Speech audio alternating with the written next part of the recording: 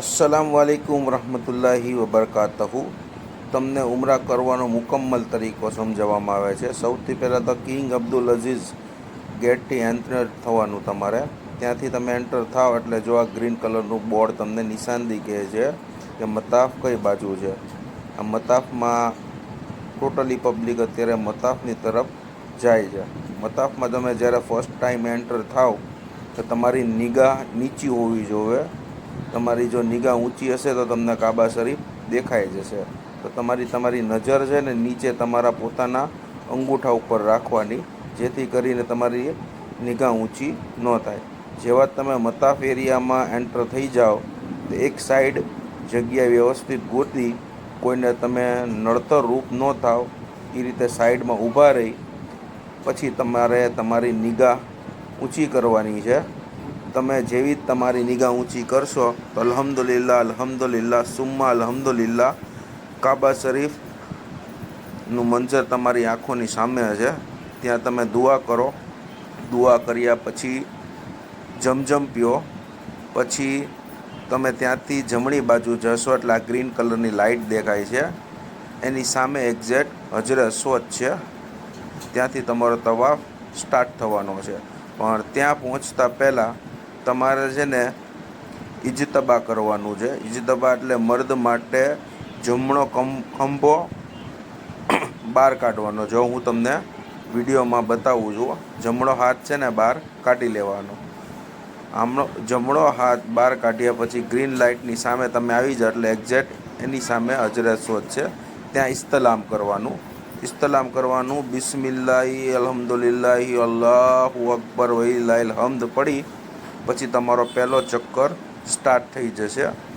હવે પહેલા ચક્કરમાં તમારે પડવાનું શું છે? ત્રીજો કલમો।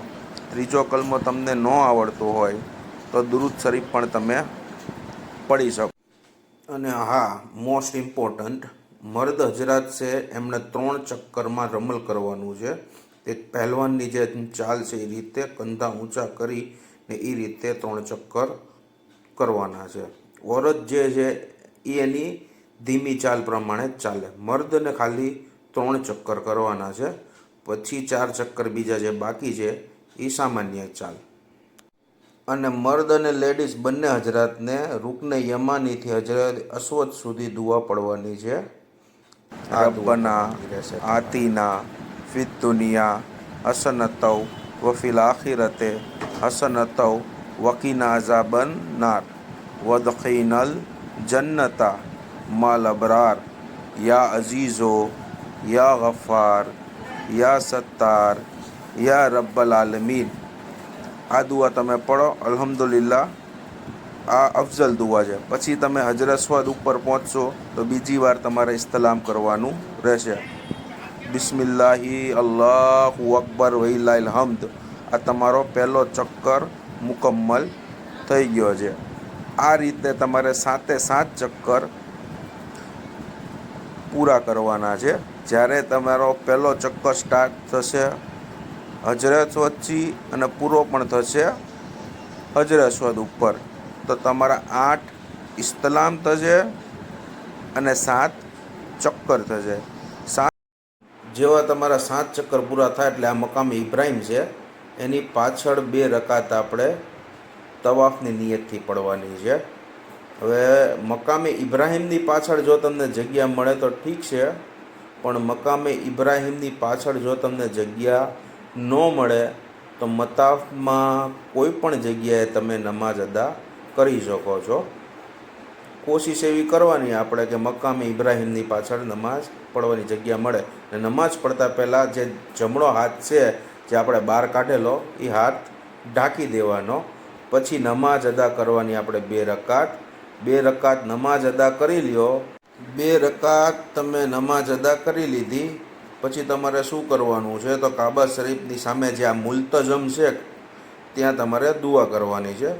દુઆ કરીને ઇન્શાઅલ્લાહ પછી તમારે જવાનું છે સફા મરવાની સહી તરફ। સફા મરવાની સહી તરફ તમે જાઓ તો ત્યાં આવશે જમજમના કુલર, ત્યાં પહેલાં તમારે પી લેવાનું છે ઇન્શાઅલ્લાહ તાલા જમજમ। આ જો રસ્તો છે જે સહી એરિયા દેખાય છે ને લખેલું, આપણે મકામે ઇબ્રાહીમની સામે તમને દેખાય છે આ સહી એરિયો, ત્યાં જવાનું છે. નીચેથી તે સહી કરવા જાઓ અને નીચેની સાઈડ જ તે તમે સહી કરો એ અલ્હમ્દુલિલ્લાહ બહેતર છે.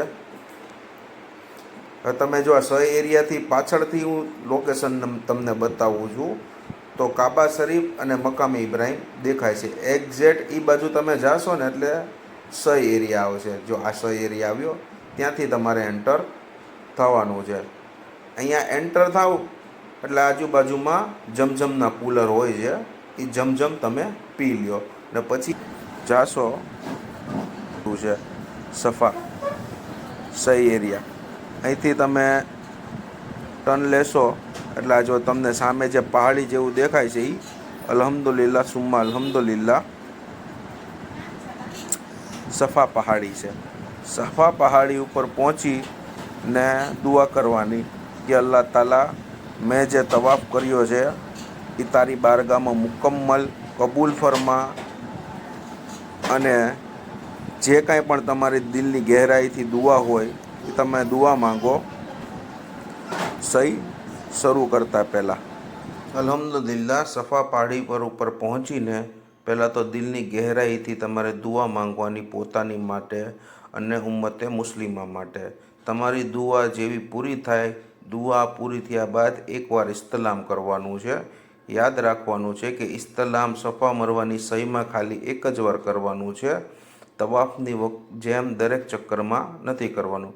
ખાલી એકવાર ઇસ્તલામ કરવું સુન્નત છે. અને બીજું આમાં કેવું છે કે તમારો ચક્કર શરૂઆત થશે સફા પહાડીથી અને મરવા પહાડી ઉપર પૂરો થશે.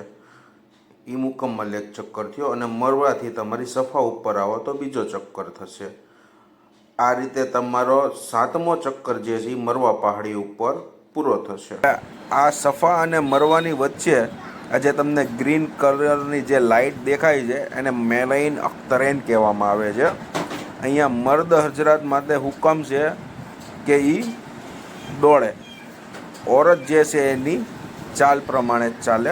મર્દ હજરાત છે એ ગ્રીન લાઇટનો જે એરિયો છે ત્યાં દોડે. આ દોડવાનો હુકમ એ માટે છે કે માં હાજરા ઇસ્માઇલ અલૈહિસ્સલામ માટે પાણી ગોતવા નીકળ્યા હતા તો સફાથી મરવા અને મરવાથી સફા એમણે દોડ લગાવી હતી. દોડ લગાવવાનું કારણ એ હતું કે આ જે એરિયો છે એ નીચો હતો ને ઇસ્માઇલ અલૈહિસ્સલામ એમને દેખાતા નહોતા, એટલે માનો દિલ છે ને એક બેચેન થઈ જતો હતો કે એનો દીકરો એને દેખાતો નથી. એટલે આ એરિયામાં માં હાજરા દોડતા હતા. તો ટોટલ સફાથી મરવા અને મરવાથી સફા 7 ચક્કર એમણે લગાવ્યા. પછી ઇસ્માઇલ અલૈહિસ્સલામની એડી મુબારક જમીન ઉપર ટચ થઈને ત્યાંથી પાણી નીકળ્યું જમજમ. એ અલ્હમ્દુલિલ્લાહ કયામત સુધી જમજમ પાણી નીકળશે ને અલ્લાહ તાલા તમને પણ જમજમ પાણી પીવાનું નસીબ ફરમાવે. અલ્હમ્દુલિલ્લાહ આ આપણો ચક્કર મુકમ્મલ થઈ ગયો છે.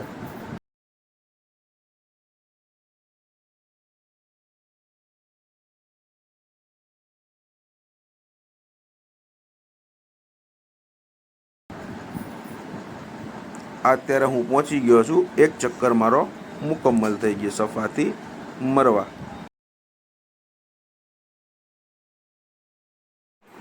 હવે આ મારો જે છે એ બીજા ચક્કરની શરૂઆત છે. જો આમાંય બોર્ડ છે મરવાથી સફા તરફ જવાનું. હવે સફાથી મરવા જાઓ કે મરવાથી સફા જાઓ, એમાં કોઈ એવું નથી કીધું ઓલમાએ કરામે કે આ દુઆ પઢો. તમે કોઈ પણ પઢી શકો છો. કુરાન શરીફ પઢી શકો છો, ચોથો કલમો પઢી શકો છો, દુરૂદ શરીફ પઢી શકો છો, અસ્તગફાર પઢી શકો છો. આ બીજો ચક્કર ચાલુ છે. સેમ વસ્તુ અહીંયા એ જ છે કે તમે ચોથો કલમો પઢો. ચોથો કલમો તમને પડતા નથી આવડતો તો દુરૂદ શરીફનો વિર્દ કરો. અહીંયા પણ જે ગ્રીન લાઇટ આવે છે એને કહેવામાં આવે છે મેલેન અખ્તરેન. અહીંયા પણ મર્દ હજરાતને દોડવાનું છે, ઓરત એમની ચાલ પ્રમાણે ચાલે. અહીંથી દોડતા દોડતા જેટલી આ ગ્રીન લાઇટ છે એટલા એરિયામાં જ તે મર્દ હજરાતને દોડવાનું છે. પછી અલ્હમ્દુલિલ્લાહ આ મરવાથી સફા ઉપર હું પહોંચી જઈશ તો અલ્હમ્દુલિલ્લાહ બીજો ચક્કર મારો મુકમ્મલ થઈ જશે. એટલે તમને ખ્યાલ આવી ગયો છે કે સફા કોને કહેવાય, મરવા કોને કહેવાય. તમારા મનમાં જે કાંઈ પણ ડાઉટ હતા એ ક્લિયર થઈ ગયા છે. અચ્છા, આ બોર્ડ છે એમાં જો દુઆ લખેલી આવે છે કે જે જે દુઆ પડવાની હોય એ. હવે જો આ બોર્ડમાં નિશાનદી આવે છે કે અહીંયા સફા આગળ છે ને જો યુટર્ન જેવો એક નિશાન છે કે ગોળ ફરીને તમે જાઓ.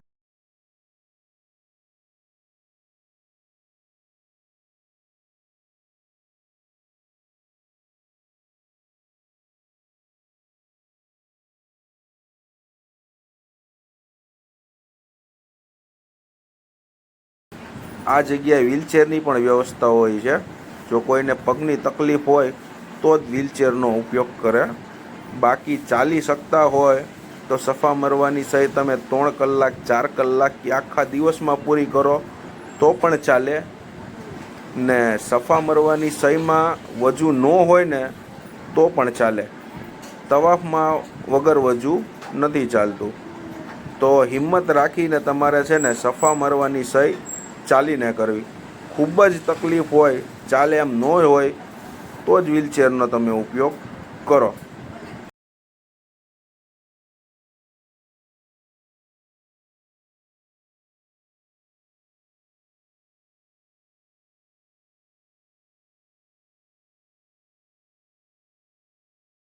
છોકરા જોયા.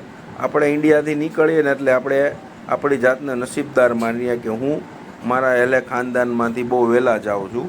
પણ સાચી ઉમરા કરવાની ઉંમર જે છે ને એ 18 વર્ષથી 25 વર્ષ છે. માણસો એવું વિચારે છે કે પહેલાં બુઝુર્ગોને મોકલી દઉં પછી હું જાઉં. તો એક સલાહ એ પણ આપીશ કે બુઝુર્ગો સાથે કોઈ પણ એક જવાન ખાસ કરીને આવે. કેમ કે એટલો બધો રન હોય છે તો જવાન સાથે હોય તો બુઝુર્ગોનું ધ્યાને રાખે ને બુઝુર્ગોને હિંમત પણ રહે. ને અલ્હમ્દુલિલ્લાહ આપણા આ 7 ચક્કર મુકમ્મલ થઈ ગયા. હવે મર્દ હજરાતને બહાર નીકળીને હલક કરાવવાનું રહેશે. અને જે ઓરત જે છે એને ચોટી કાપવાની છે. ઓરત ચોટી કાપે એવું કરે હોટલે પહોંચીને કાપે ને મર્દ હજરાત પહેલાં હલક કરાવે પછી જ હોટલ જાય. કેમ કે ભૂલમાં પછી સીવેલા કપડાં મર્દ હજરાત પહેરી લે છે. તો પહેલાં હલક કરાવી લે પછી જ હોટલે જાય ને પછી ફ્રેશ થઈ ને જે કપડાં પહેરવા હોય સીવેલા પહેરી શકે છે. અલ્હમ્દુલિલ્લાહ આપણો મુકમ્મલ ઉમરો થઈ ગયો છે.